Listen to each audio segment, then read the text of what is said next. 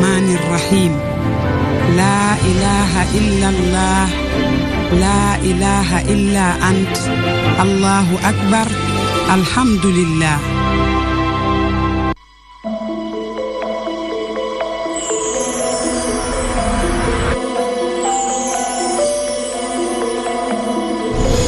Campagne Nemmeeku sa TNT.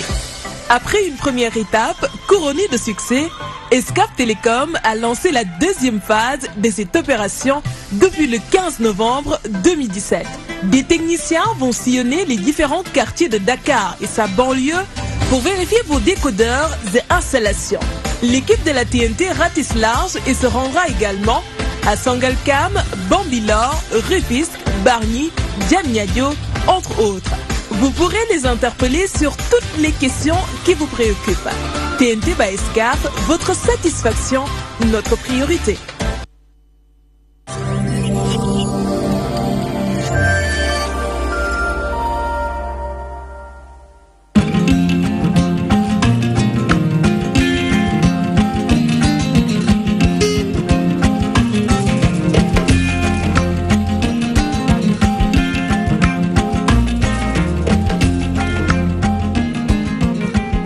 une heure benn waxtu Niakhar Tataguine xabaar yi jot asalaamaaleykum li ci gën a fës bokk na ci mbirum procès Khalifa Ababacar Sall loolu nekk di wéyandi démb nag mu soxaloon lool li nga xam ne moo di agent judiciaire bu état bi sàkku juróom-benn milliards lu tof as lëf ci million ci Khalifa Sall nag ak ñoom ñi ñu tuumaal ñu daal di nag joxe lu ñu mel loole nag nekk loo xamante ni ñu ngi ko duppee ab dommage bu ñu war a rek joxe bu warul nekk ci wàllu matériel noonu lañ ko xam ne Codé Ndiaye moo foo demoon ci xibaar daan ci dikk ni mu gën a yaatoo leneen ci ponk xibaar daañu wax lu jëm nag ci li nga xam ne moom moo di sommet CEDEAO bi nga xam nag ndar képp nañ ko ni ki démb Moustapha Cissé Lo ma jiite parlement bi jàpp nag war nañoo xool doxalin goo xam ne daañu fexe ba ak weccoo gën di am ci diggante réew yi ko bokk diggaale ko ci dëndu Afrique sowu jant soxal na tamit ci xibaar daañu ci dikk lu soxal li nga xam te moom moo jëm ci wàllum rek coow lu Idrissa Seck ak Macky Sall askan bi dem nañ ca laaj leen ñu joxe seen xalaat ci li nga xam nag ñoom moo di béjjoo googee am bu ñuy jàppe ne daal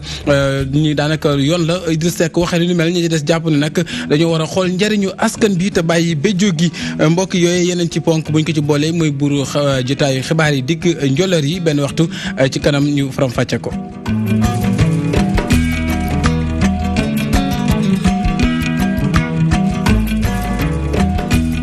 asalaamaaleykum wa rahmatullah taala wa barakatu ci aljuma mubarak dal jàmm ci at xibaar yi digg njolor yi wax nañ ko sànq ci ndortali soxal mbirum Khalifa Ababacar Sall démb nag doon wéy di am ca foofee ñuy leen di atti ñi nga xam nag ñooy yore attekaay bu soxal nag wàllum tamit état lii di agent judiciaire bu état bi di sàkku juróom-benn milliards ak lu tof as lëf ci ay millions ñu daal di ko joxe Khalifa Sall ak i ñoñam ñi ñuy tuumaal loolee nag bu ñu sukkandikoo ci Antoine Diouf mooy loo xamante nekk du mbàllum matériel lay doon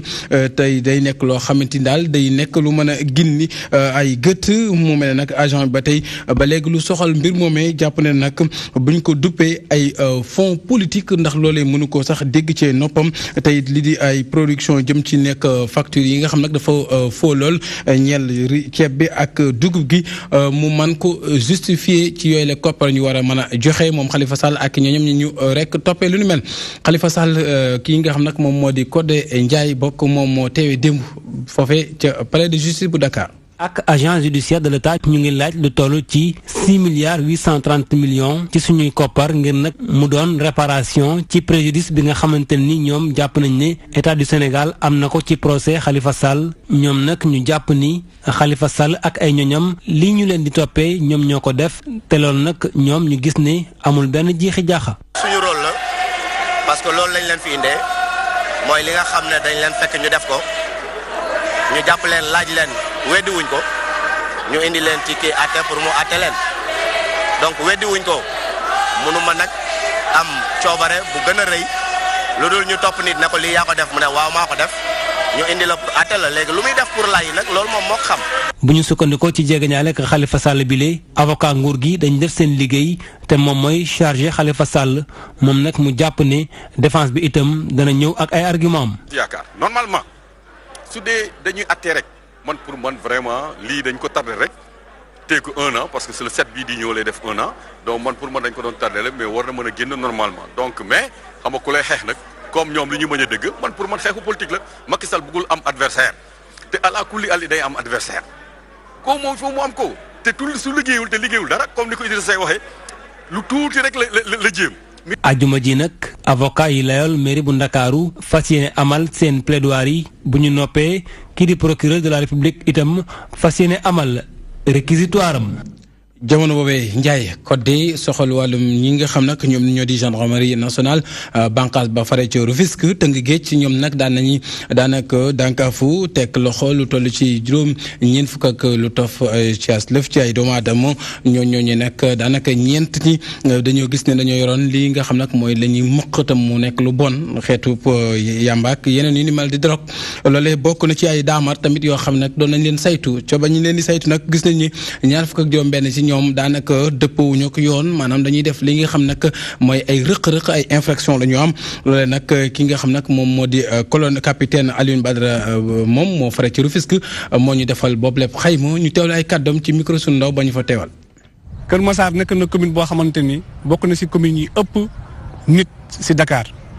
moo taxit boo leen seetloo délinquance bi yëpp dafa tuxu ci Kër Massar nit ñi seen bopp ñemetuñu génn seen kër yi pour doxi seen soxla parce que dañoo ragal et li ñu tax a jóg mooy ragal boobu ñu fexe de telle sorte que mu féetee ci côté délinquant yi donc pour mën a réussir loolu commandement gendarmerie à travers la Légion Ouest dafa organiser benn opération de sécurisation le samedi 10 février donc pour ñu mën a accomplir bu baax mission boobu donc ñaari escadron Légion de la gendarmerie d'intervention ñaari peloton escadron territorial waa GIGN waa Synogroute waa brigade recherche ñoom ñëpp ñëw nañu pour renforcer la compagnie de Rufisque. bu ñu xaymaa lu ñu jàpp bu ñu demee ci côté oto yi téeméer fukk ak juróom-benn oto la ñu jàpp la ñu contrôlé donc ci téeméer fukk ak juróom-benn yooyu ñaar fukk ak juróom-benn la ñu immobilisé ñenn ñi amuñu assurance ñenn ñi amuñu visite technique. ñeen ñi dañuy def vitre teintée dañuy teinter seen vitre te amuñu autorisation ñeneen oto yi amuñu immatriculation donc bu ñu demee ci côté moto yi ñaar fukk ak benn moto la ñuy immobiliser donc ci ñaar fukk ak benn moto yi ñuy immobiliser yii amuñu plaque d'immatriculation yii amuñu assurance. jamono boobee soxal na lu jëm nag ci wàllum piraterie ñi nga xam nag xeex biñ ci xeex daanaka gis nañu ne lu toll ci juróomi junni ak juróom-ñaar téeméer ak ñeent fukk ak juróom-ñeent ci ay CD yoo xamante ni daal daanaka ci ay ordinateur ak yu ni mel ci xale yu yees yi dañ ko daal di def ak fraude loolee nag nekk loo xamante ni ñii di waa daanaka ñoom ñi nga xam nag fukk ak juróom-ñaar ci ay doomu aadama lañ jàpp ne ñoo doon def jëfin ju mel noonu daal dañ leen daanaka teg loxo ngir càmbar seeni mbir ki xam ne xibaar boobee mooy nag colonel Issa Diack jox na ko kàddu yi sunu natango ñu teewlu ay kàddu. Au terme de l'article 1er de la loi 2008-9 du 25. ci njeexantalu article bu njëkk bu loi 2008-9 bu 25 janvier 2008 ñeel wàllum droit d'auteur ak li ñuy duppee droit voisin fii ci Sénégal liñ ci wax moo di l'auteur d'une œuvre de l'esprit jouit sur cette œuvre d'un droit de propriété incorporel exclusif et opposable à tous di maanaam lu ñu yoonal tamuy aar mbooleem ak yelleef moo xam bindkat yi la mbaa ñeel mbooleem œuvre d'esprit lu ci mel ni lu ñuy duppee œuvre dramatique ak wàllu musique ba tax na lu nu mel kuñ ci jàpp ngay pirate dinañ la tëcc juróom benn weer jàpp ñaari at boole teg la ci ay daan ci wàllu xaalis ci koppar gu takku jàpp diggante ñaari million ba juróom benn million. Du droit de reproduction, du droit de distribution ou du droit de location. si jamono boobee ca Bawal Mbàkke foo bokk na ci nag ñi di jàngalekat yi amaloon sitting ni ki dem ca buntu Makane bee ñuy wax IEF di tàggatukaay ñi nga xam nag ñoom ñoo di barabu ñi di jàngalekat yi ñoom ñooñu nag am lu leen metti ci seen liggéey tax nag tey jii sax ñu daanaka banque seen i loxo ne duñu fasante xànc ak morom jë ndem rek li nga xam te moom la ñuy sàkku amaguñu ko loolee nag dañ ciy teewlu Malick Mbaye mooy secrétaire général CELS ba fare ca Mbàkke yore woon seen kaddu dénk na ko sunu ndaw i tamit ba ñu toogal diwaanu Mbàkke El Hadji Modou Gueye wax dëgg yàlla dafa mel ni xeexuñu dañuy ñaxtu ngir ñu respecté lu ñu digg woon xam nga xeex mooy kay jàkkoolu du dóorante ñun yoruñu adversaire dañu yor nguur goo xam ni moom mooy suñu ndey moo ñu war a boot moo ñu war a dimbali moo ñu war a defal moo war a defal école bi ndey jooju nag dafa nanguwul a nampal doomam mooy wax bi ndey ji dafa numul a nampal doomam te boo nampalul sa doom ci lan nga jëm da nga koy rey kon rey école ci la ñu jëm ñoom ci rey école ci système bi ñuy doxee ci la ñu jëm enseignant bi di ñaxtu élève bi di ñaxtu école bi doxul fan la ñu jëm ak lii kii gouvernement bi ñi ngi doon dagg tey la ñuy dagg sa mois yëpp dañoo dagg suñu salaire yi te grève wuñu kon bu ñuy dagg suñu salaire ti grève nañ ñun préparé nañ ko kuy dagg sa salaire grève oo te mënoo cay jot su daggee sa salaire nga may ko parce que da koo soxla parce que le pays en crise pays bi moo am ay jafe-jafe moo tax yaakaar naa ni muy demee noonu dagg suñuy salaire kon boo nee man damay dagg salaire u jàngalekat yi di nga xam dafa yor famille di ko dundal nga yoral ko fayatoo ko nga yoral ko ay droit joxatoo ko ngay dagg salaire am delloo ko ngay continuer di daggaat ay salaire am dafa defe ni ce sont les familles yi lañ bëgg a faagaagal suñu famille yi lañ bëgg a faagaagal. jamono boobee fee nga xam nag moo di géej waaye bokk na ci nag daanaka lañu gis ne am nay jéego yu am solo ci njàng mi ñëpp bokk di éducation inclusive boo xam ne ñëpp yam nañ ci seen loxo résultat yi ci soqi ko nag ñu bëgg koo saxanil tey teg ci seen loxo ba mu gën a dëgër mën a amuk yàggandi moo waral ñu woote woon ndaje boo xam ne nag Aliou lañ ci doon weccee tey xalaat kenn ku ci nekk la yàlla màccal ci xam-xam ñu weccoo ko Abdoulaye Wadianga nag moo tee woon seen ndaje boobee. éducation inclusive fii ci mim réew nekk na lu gën a sooxe ci wàllum njàng mi fii ci banlieue bu Ndakaaru naam sax jafe-jafe yuñ ci nemmeeku am na ay jéego yu am solo yuñ ci jot a def. loolu nag nekk na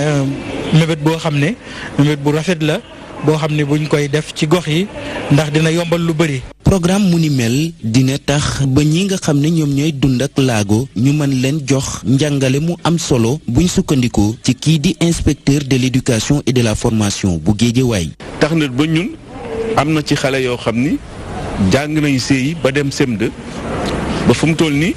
am naa ci ñaar ñu ngi ci collège Pikine Est kon éducation inclusive maanaam collège bi nga xam ni xale yëpp fa nekk xale yëpp amul xàjjax seen. amul wax ni kii dafa laago li ñuy tuddee laago wala kii dafa am lu wàññi nañ ko yóbbu ci école ber ko fële ñoom ñëpp a nekk ci même classe bi benn maître wala benn professeur wala ay professeur di leen jàngal. ONG bii di plan international fas yéene na gunge boobu le programme. parce que plan dafay une organisation ñun droit wàllu xale la ñuy yëngu tey lépp li nga xam ne laal na xale bi tey ñun plan dafa ni war na see mën a yëngu ak partenaire am yi donc tey jàng bi doon na tey droit ci xale bi maanaam ak boo xam ne la ñun dañ ko ameel xale bi. nguurub Sénégal dafa bëgg rekk képp ku juddoo ci mim réew mu mën a fexe ba am njàng ngir rekk lu ni mel mën a antu faak ñépp dugal ci seen loxo moo waral solo bi leen. bokk na ci Abdoulaye Wadianga lu soxal wàllu wér-gi-yaram ndar képp mbirum njàng moom ak njàngale mi soxal na ni Sénégal daal amuñ barabu fajukaay yoo xam daal dañu mën a bàyyi xel lu soxal lii di nag lakk yi ñuy faral di am ñoo xam nag daanaka lakk leen di yóbbee yenn jàngoro yi mu mel ne nag bokk na ci Sénégal ñu jàpp ne 20 junni ci ay cas daañ ko ci nemmeeku si biir ñooñu daanaka lu toll ci ñaari junni daal dañuy nemmeeku ne daal dañuy mujj nekk ay gaañu-gaañu yu jikki dayo yoo xam nag day jaxal askan bi bay jur sax ak loraange ñenn ñi mën caa ñàkk seen bakkan ngir jeexal lu ñu mel nag Sénégal bëgg nañoo am barab boo xam daal dana fexe ba loolee mu mën ci addu fii ci Ndakaaru dañ ciy teelu sunu naataango El Hadji Mansour Sow. ci Sénégal nag xayma nañ fi rek ci at mu nekk rek lu toll ci 20 junni nit ñoo xamante ni dañuy lakk te ci 20 junni nit yooyu li nga xam ne dañuy lakk at mu nekk rek 2 junni yi yu moywule dañuy ñàkk seen bakkan li ko waral nag du lenn lu dul sunum réew mi daa amul li nu duppee ay centre de traitement des brûlés maanaam kër goo xamante ne dañ fay mën a faj ñi nga xam ne dana am ay lakk-lakk lii nag sax moo tooyal xolul ñi duppe seen bopp Lions Club ñu ñëw jàppale nguurug Sénégal ngir mën a taxawal li nu duppe ab centre de traitement des brûlés graves de Dakar. lu am solo la ndaxte ñun ñëpp Sénégal am nañ mbokk am nañ ku ñu xam ko xam ne gaañu na ci accident yooyu. ngir mën a dajale nag koppar yooyu la nga xamante ni dinañu mën a tax nag ñu tabax centre de traitement des grands brûlés de Dakar boobu lii MAS Tal di ak kuréel goo xamante ne dañuy yëngu ci wàllu modd dañ te sóob bu baax seen loxo ci seen guddi gi nga xam ne nag dañ koo jagleel wàllu mode waaye tamit fexe ba wane li nga xamante ni mooy taaru jigéen koppar yooyu ñu cay jëlee nag dañ koo nar a sóob ci centre boobule.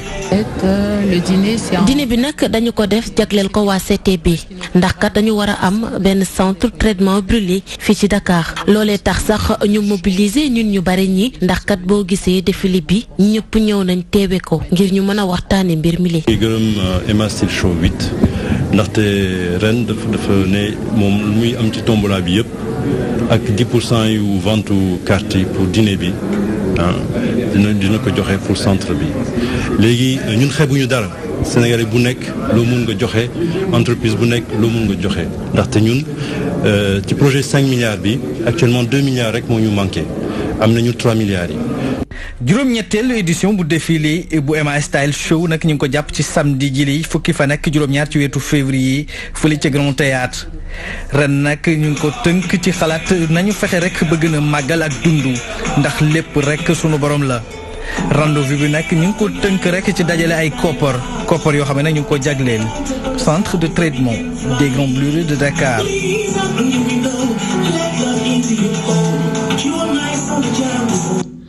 jamono boobi ci barab ñuy wax ENDSS ñu fay tàggate ñiy génn di nekk ay infirmier wala ay sage-femme d'État banqaasu ci nguur gi ñoom nag daanaka yorin gu bon kër googee ñu ngi koy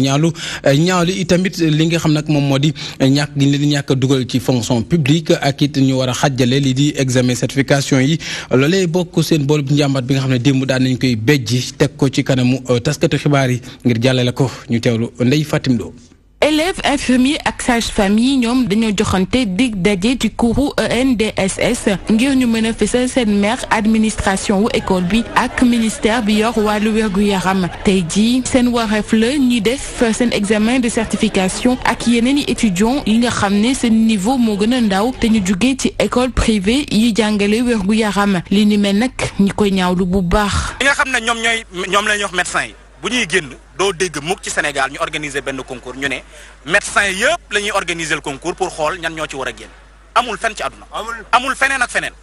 lan moo tax ñu bëgg a ñëw imposer loolu noonu forcément ci formation bi nga xam ne moom la waa NDSS di def pourquoi. bokk na ci seen i doléance ñu delloo leen ci système LMD bi ak it ñu recruter leen ci fonction publique bi suñu jotee seen i jaasa. loolu la yoon wax fukki nit ak juróom la ñuy jël ci sage-femme yi jël fukki nit ak juróom ci infirmier yi donc normalement à la sortie hôpital bu Dakar rek hôpital bu jëloon benn nit ñu coiffé nombre bi nga xam ne moo nekk fii donc suñ ko deful c'est parce que dañuy préférer jël seeni doom seeni jarbaat dugal leen suñu place c'est pas acceptable. ñaar fukki fan ak ñett ci weeru octobre ba tey ndongo daara yi ñoo ngi xaarandi ministre bi yor wàllu wérgu yaram mu recevoir leen tey ji nag ñu koy jox ab ultimatum mu ñaari fan bu dee deful dara fas yéene nañ jox taskatu xibaar yi ay information yu jëm ci wàllum yorinu ministère bi li ñun nekkuñ ay bande ñoo xam ne dañoo toog nii rek xamuñ dara ci àdduna dañoo jàng dafa am information yoo xam ne ñu ngi leen détenir te buñ ko wonee ñoom dina leen surprendre lool parce que yaakaaruñ ne loolu ñun suñu niveau war na fa toll pour ñu xam ko ñu ngi koy wax ne ko bu ñu recevoir ci 48 heures yii di ñëw bu ñu génnee ci presse bi bu ñu waxee li nga xam ne ñun moom lañ téye comme information OFNAC dinañ fa ñëw président de la république dina fa ñëw te du baax ci ñoom. ñu bokk ci ay nationalité yu ute ndongo daara yi ñoom dañoo tàmmu doon ay sage-femme wala ay infirmière ngir jàppale askan wi jot ci faj bu mucc ayib tey jii lu ñu bëgg mooy ñu gën leen a jox gëdd ba ñu mën a jàng ni mu waxee bu dee seen doléance yi kenn saafaralu ko ñoomee fas yéene nañ gën a dëgëral xeex mi. xeex beneen Ndeye Fatim Lo jaaykat yi la jàbba nekk ci HLM ñoom nag di ay jaaykat banqaaso ci UNACOIS jàpp dañoo mer ba futtu la war a seenu mer bokk na ci nag li nga xam te moom moo jëm ci chinois ñu gis ni daal seenum njaay mooy lëmbe di jàbba jóge foofee ca marché ba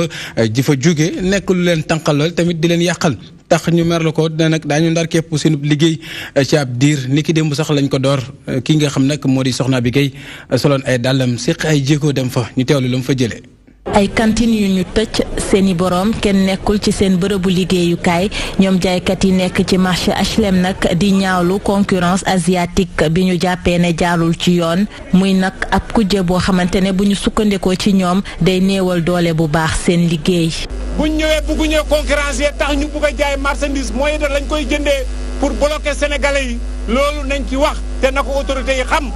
mënatuñoo liggéey ndax concurrence déloyale bi nekk ci biir te dama ni chinois yi ak indiens yi ñu ñuy bundu xatal ci marché bi. ñoom commerçant yi bokk ci UNACOIS jàppoo nag di ñaawlu jafe-jafe yi ñuy jànkonteel ngir mën a am visa bu réewu Chine. jamono ya passé dañ ñu woon gratuité des visas muy ambassade Chine di ambassade Inde mais ñun gratuité boobu gisuñu ko ay tracasseries la ñu fay gis da ngay jël rendez-vous 3 mois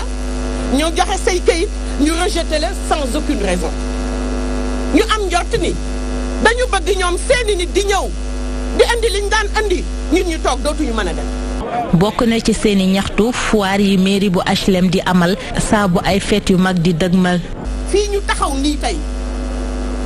suñu maire HLM daf ko pavé waaye léegi su événement jotee da koy dagg ay place di ko jaay. ba nga xam ni ñun ñi nga xam ni ñi nga toogoon di dajale di xaar événement pour mën a jaay duñu gis kenn.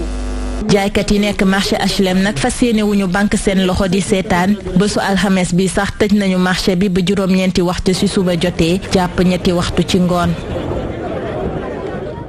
soxna Gaye Abi démb nag daanaka la ñu ndar képp li nga xam nag moom la ñu duppee sommet parlementaire bu CEDEAO di kuréel googee njaboot di réew yi nga xam nag moom la njaboot ci Afrique sowu jant mu mel ne nag lañ gën a soxal seen ndar képp ndaje boobee waxtaane ko mooy duggalante beeg jokkalante bi gën a ñoŋ nekk lu dëggu nag bañ a yem ci ay kàddu dong ci réew yi diggaale ci dendoo Afrique ki nga xam nag moo di Moustapha Cissé Lo moo jiite parlement CEDEAO boobee ay kàddoom kii di Ibrahima Fall taataan na ko. débat yi ubbi nañ ko génne nañu li nga xam ne mooy substance wax bi waaye def nañu ay recommandation ci ñett ñi nga xam ne ñooy parlementaires yi am na lu ñu leen sas am na lu ñu sas état yi mais am na lu ñu sas commission bi ñun kay lii sunu warugar mooy fexe ba kayit gi ñooñu ñu sas liñ leen sas ñu jot ci ba pare nag ñu taxaw ci buñ ko jotee nañ ko appliquer loolu man maa la assuré ne dinañ ko def ñu xool li nga xam ne jàngoro la te ñu xool ko ñun ñëpp di ko dund muy intégration bi ñu bëgg ñeent fukki at mënagul a sotti niñ ko bëggee li nga xam ne dañuy jàpp jaam suñuy doom ñuy xool jamono yi mu yokku ndax sunu doom yi dafa ne li am Europe Asie Amérique amul fii ñu fexe ba seet yan solution yu ñu def pour loolu mën a saafara yaakaar naa ne ku am naaj am taw am suuf soo xam ne loo ci ji mu sax am ay cours d'eau war nga mën a am développement. beneen ndaje boo xam ne nag waxtaane nañ ko soxal réew yi nga xam nag dañoo diggalante te amuk loo xamante ni bokk nañ ko ci wàllum ndox ak lu ñuy duppee ay làkk di ba loolee nga xam ne moom moo di ay xàll yu ndox yi di faral di topp ngir nag waxtaane lu ni mel daanaka wut ci ay saafara ba ñëpp daal mën kaa mën a bokk li nga xam ne moom la ñuy duppee ay transfrontalière loolee nag mën a mucc ayib ndaje boobee nga xam nag doon nañ ko weccante aliwa ak xam-xam sunu ndaw lañ fa yebaloon di El Hadji Moussa Bey ñu teelu mu tënk ñu lam fa jëlee. yi nga xam ne dana ko indi ci wàllub saytu ndox mi coopération bi soxal wàllu ndox mi ñu duppee ko it convention d'Helsinki doon na rek ab cadre juridique bu mucc ayib yamu ci doon na it bànqaas boo xam ne réew ya ci bokk danañ ca weccoo ñu taxawal ko nag ni ki 1996 tey tijjil nañ ko bépp nguur boo xam ne rek bokk na ci Nations Unies. téeméer ak fukki réew tey ñu ngi ci processus bu Sénégal dugg nii maanaam processus de ratification processus d'adhésion. tey donc ñoom dañuy ñëwoon fii pour waxtaan ak ñun xool ak service état yëpp ñi nga xam ne dañuy liggéey ci loolu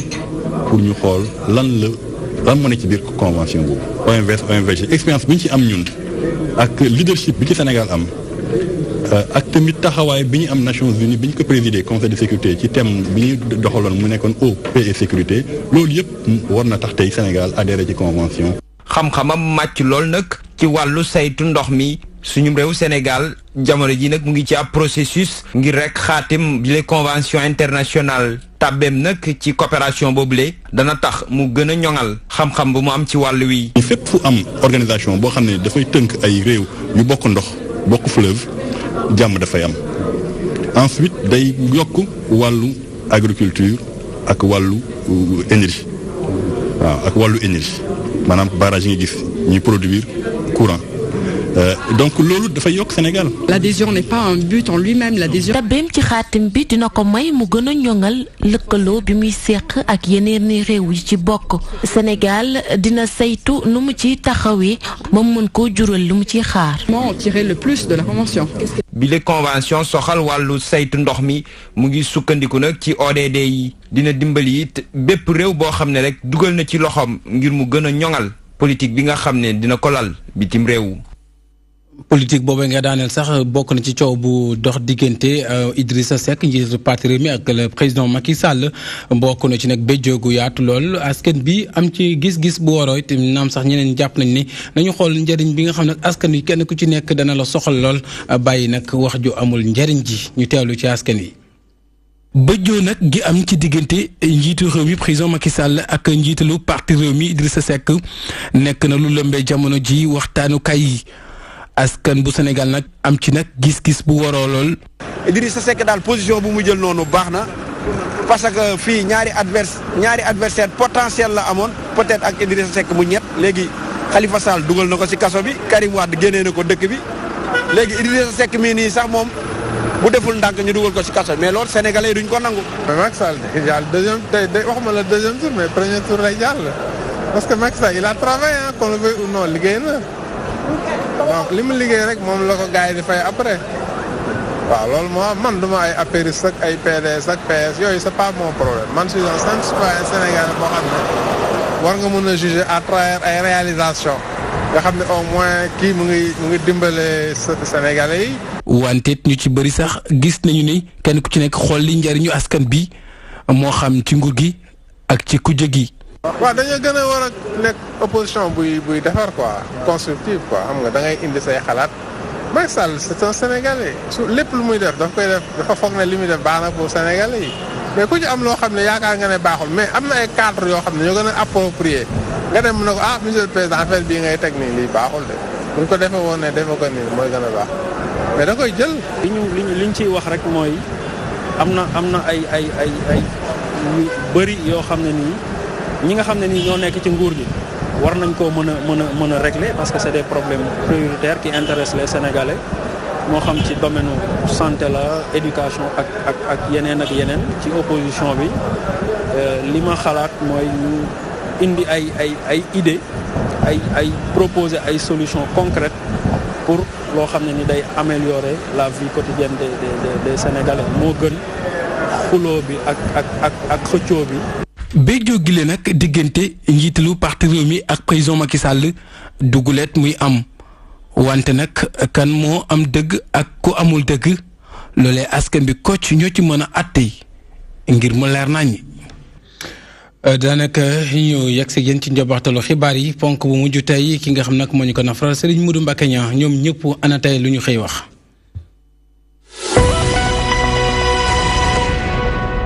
yëglekaay yi xëy di génn ñoom ñëpp ñëw xëyati Macky Sall ak opposition bi wax su pam ni coow li jeexagul diggante Idi ak Macky rip jàngi mel ni mbàccum gerte diggante ñaari kilifa yi yëglekaay bi di fàttaliku leen bërki démb la Idi xëy fii nii jot na Macky ak nguuram wone la mu signé ca Mauritanie jëm ci wàllum gaz ak pétrole yëglekaay bi ni Macky Sall xaarul démb la gont tontu ko tontu bu tàng jër yëglekaay bi ni Macky Sall la ma xamal Idi mooy dëgg nag lii mooy firndeel ni amuloo benn xam-xam ci wàllum relation internationale wala sax mbirum diplomatie ndax nag accord bi am réew si ak moroomam nekk lu kenn mën a nëbb waaye nag dafa am waxtuun ko war a béccim yëglekaay bi waaye taxul Idi dellu ginnaaw dafa delluwaat attaqué dellu koñewaat Macky Sall ci ruqubam Idi nii dama koo laaj bopp mooy waxu tànk lii mooy firndeel ni Macky ay tàppaleem la bëgg a yore réewum Sénégal du samay kàddu Le Quotidien jaar ci wàllu guni mel yëglekaay bi ni Idi ak Macky mi ngi xeeñ gaz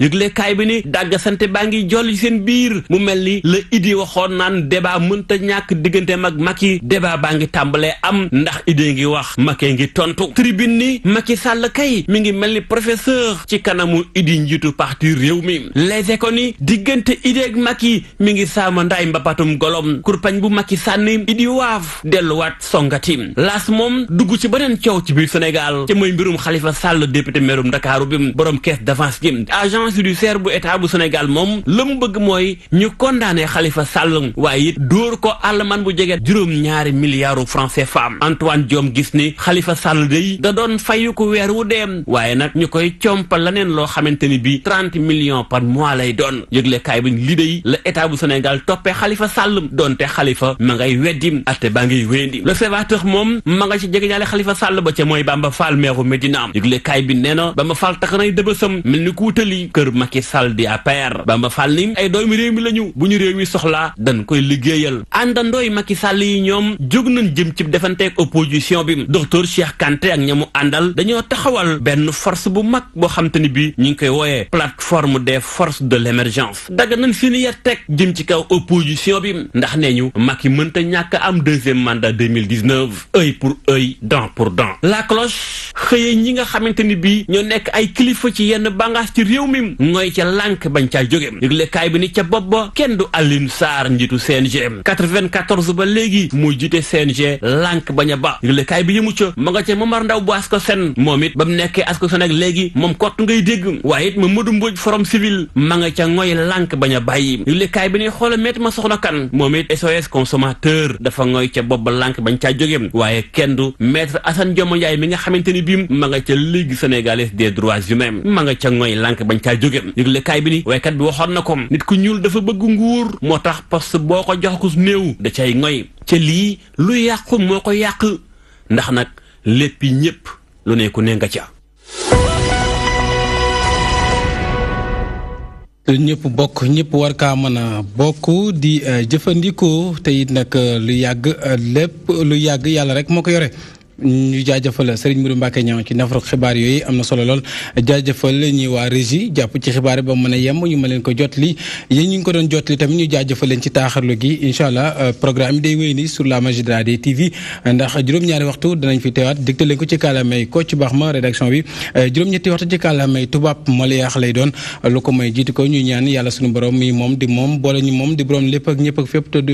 te nag fépp fu mu def jàmm jàmmar la du fa am aljuma mu barak ñu yendoo ko ak jàmm